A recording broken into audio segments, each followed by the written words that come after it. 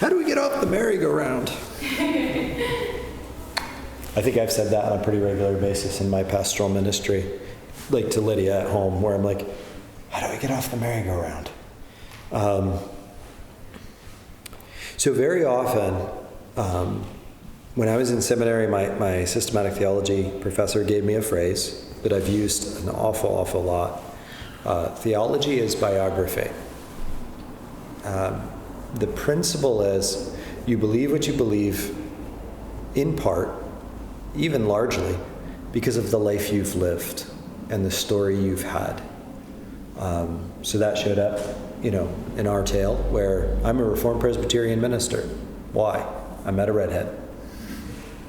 Obviously there's more to it. There's reading all the books. There's talking with the pastors. There's, growing and learning and becoming persuaded and convinced.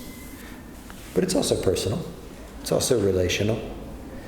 And so very often, one thing we have to be careful with is when someone believes something and we want to change their minds, we want to change their hearts, we have to do the hard work of figuring out, why do they believe what they believe? How did they come to this? Because it's not all the same.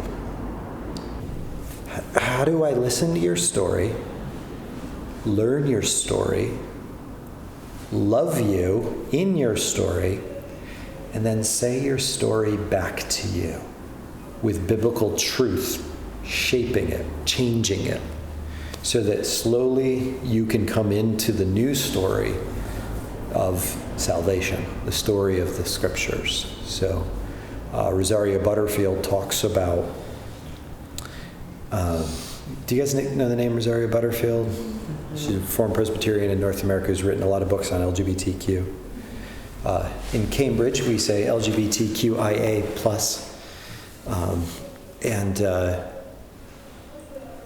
She said, the goal can't be to make a heterosexual. The goal has to be to make a Christian. And heterosexuality is downstream from faith in Christ. And I think that becomes a guiding principle as well of what are you really addressing? What are you really wrestling with? If I can continue to just go on and on, which I apparently have a great capacity to do today,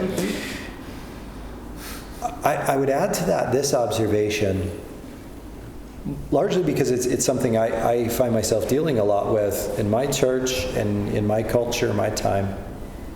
Sexuality is a second-tier issue. Okay? Sexuality is a symptom.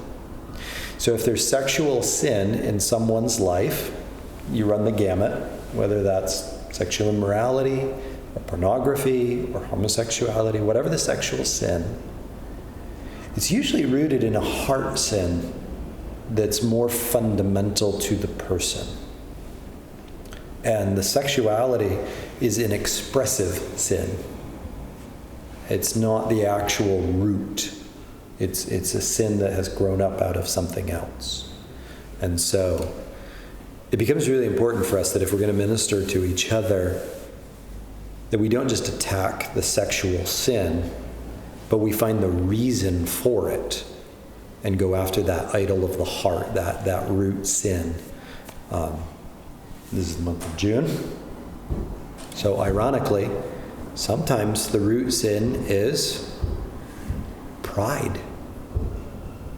And so you actually have to deal with the individual's story of pride. Sometimes it's lust, just unfettered sexual desire, undisciplined, unrestrained. Sometimes it's a longing for validation, a longing for belonging. Sometimes it's that weird human phenomenon of wanting to be part of something deviant and dissenting, something outside the norm, which, as much as that's the motivation, that will soon end, because they're increasingly the norm. Often within this movement of LGBT, there's actually two different parties, two different movement pieces. We run into this with all our neighbors in Cambridge.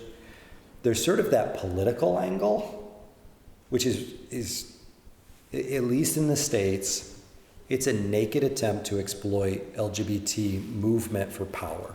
It really is. And they're not even, like, I don't think they would say I'm misquoting them or misrepresenting them. They're trying to get social control. And they're just using this movement as a vehicle to gain control. But then you actually have real humans who are really struggling with sexuality and questions about sexuality. They're not out to ruin anyone's life. They're not out to run the world. They're not power hungry.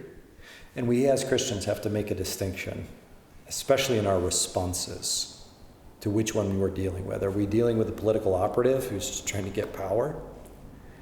Or are we dealing with a friend and a neighbor who has a lot of questions and confusion and is working things through? Or isn't, because they're not confused, they've made up their mind.